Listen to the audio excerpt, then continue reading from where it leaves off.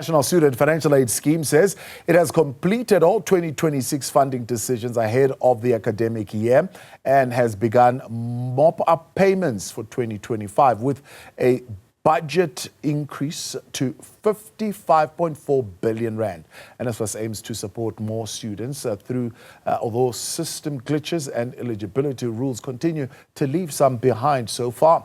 NSFAS has received more than 890,000 applications. 600,000 of those have qualified for financial aid. 50,000 applications were rejected, and some 200,000 are incomplete, awaiting documentation. Joining us now is the acting CEO for NSFAS, Waseem Carrim. Waseem, good to have you, and thank you so much for coming on. I mean, general sentiment politically, and maybe even if you ask student information, is that NSFAS funding is insufficient. This is a widely shared concern. Do you share the same? Yes, thanks, Tabo. I think, following on from our conversation about a month back, I do think NSFAS from a bursary perspective is fairly comprehensive in nature. It covers the full cost of tuition, either accommodation or transportation, as well as living allowances for students. Of course, we all wish there could be higher living allowances that what NSFAS currently places on the table, but I think we know South Africa's physical constraints. One of the things I always say to students in student formations is that, the living allowance and personal care allowances are stipends which are meant to get you through your studies. It's not a permanent arrangement, and once you qualify, a lot of that, if you earn a salary, will amount to much more in the future. Yeah. So in that respect, I think it is a fairly comprehensive from a budgetary perspective. I think in addition to that, of course, we know that there has been a lot of issues around the fact that NSFAS has been limited in that it only covers households with income less than 350,000. And that was the reason for the introduction of the Missing Middle Loan Fund, which was meant to also address students which fall outside the existing NSFAS bracket. Yeah. Now, in your 2026 funding decisions, how many eligible students are unfunded? So at the moment, we have no unfunded students. So I'll just break it down for you. NSFAS separates funding between continuing students, so students who've already been funded by NSFAS in previous years, and continuing students need to meet academic progression criteria to continue their funding here. In the statistics we released, we had about 416,000 continuing students who've met the academic progression criteria and will continue to be funded for the year ahead. I think it was about 123,000 who did not meet the academic progression criteria. We're quite pleased with those numbers. North of 75% of our students are meeting academic requirements to continue. So those numbers are quite pleasing for us.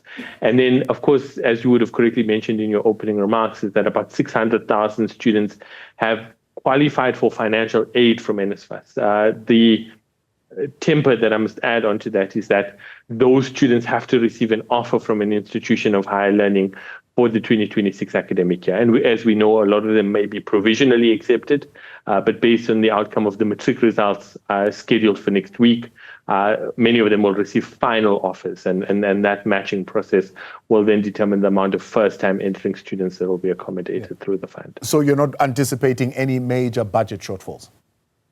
Not this year. I think in terms of the proposals that we would have taken to Cabinet last year about sustainability of NSFAS, we would have put in place mechanisms to prevent what would have happened in previous academic years. Yeah. Now, the other issue, of course, that comes about when it comes to these issue of funds is the inadequate allowances. I mean, students at universities would highlight that the living and food allowances provided are just often not enough to cover the basic expenses. How did you respond to that? Yeah, so I think there's two elements to allowances that I'd like us to think about. I think the one aspect is timely disbursement of allowances, and that's particularly for students returning to campuses, during the month of February. And I think a big component for us is getting things done on time, meeting our scheduled commitments. Is that students must receive their allowances on a timely basis, because when they're left out of pocket, it makes it very difficult for them. They've got to borrow money. We know the issue with young women being exploited and things like that. So it's the timeliness of the allowances that are important. Of course, the value is always going to be a component that's debated, right? It's not only at NSFAS. We know that in social relief of distress, in social benefits, there's continuous issues that the allowances need to be able to keep up with inflation, and we'll do our best to be able to achieve that. Many institutions, I must say, have also come on board. They run supplementary, food nutrition programs for students and things like that. NSFAS will always face a challenge in balancing the amount of students we take and the value of the offering of the services that we provide. And we've got to try and find the right balance between those two things.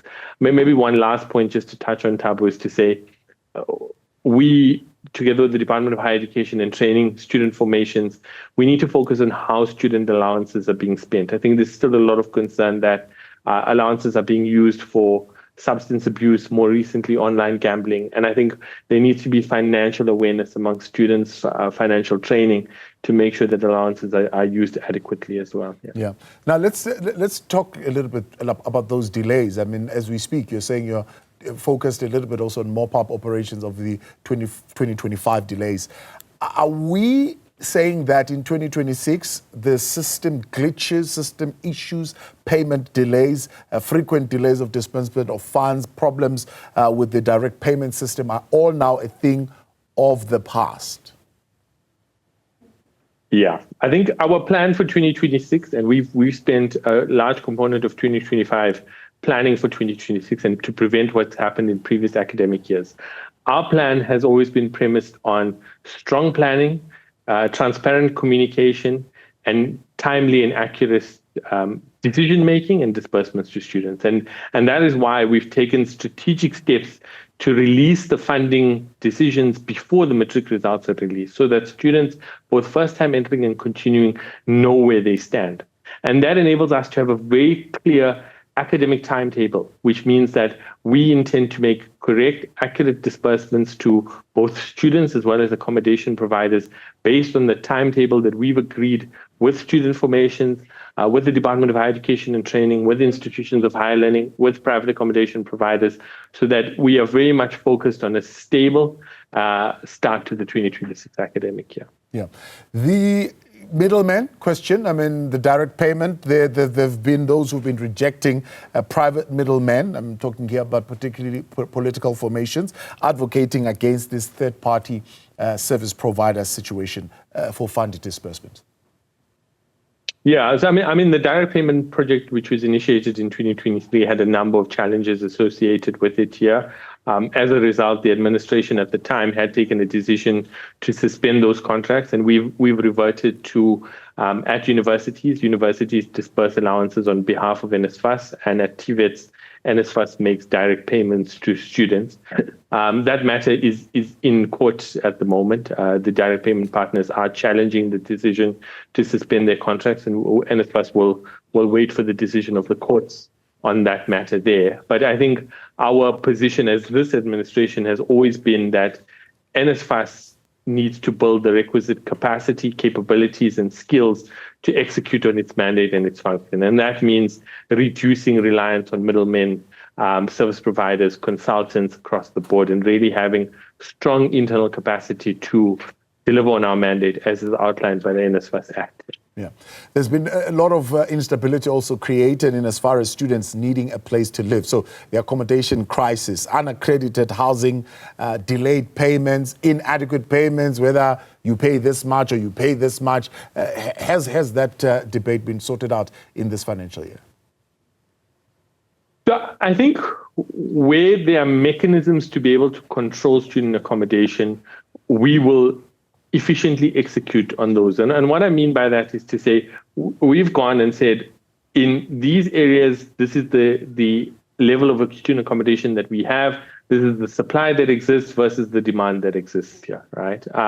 And we've done our work on our end to confirm that students be placed in accommodation that is conducive and that gives them dignity in the manner in which they stay. The second element that we're focused on is timely placement of students, right? So NSFAS will be deploying full-time staff to institutions of higher learning to support during the registration process. And one of the things we've outlined is that within 4 hours of a student arriving on campus, they should be placed in their accommodation so that, we don't see incidences of students sleeping in libraries and instances such as that. So where there is sufficient student accommodation, we've designed an efficient process to be able to ensure placement as well as safety of students for the upcoming academic year. The element that is slightly outside of NSFAS's control is that we do have instances in the country where there is still an infrastructure backlog on student accommodation. There is still a shortage of 100,000 beds in the country. And one of the things we've said as NSFAS is that we'll be transparent in the way we execute on that there. So, we'll offer to students the option of opting for a transport allowance and staying at home where there's insufficient accommodation and utilizing the transport allowance to get to campus every day.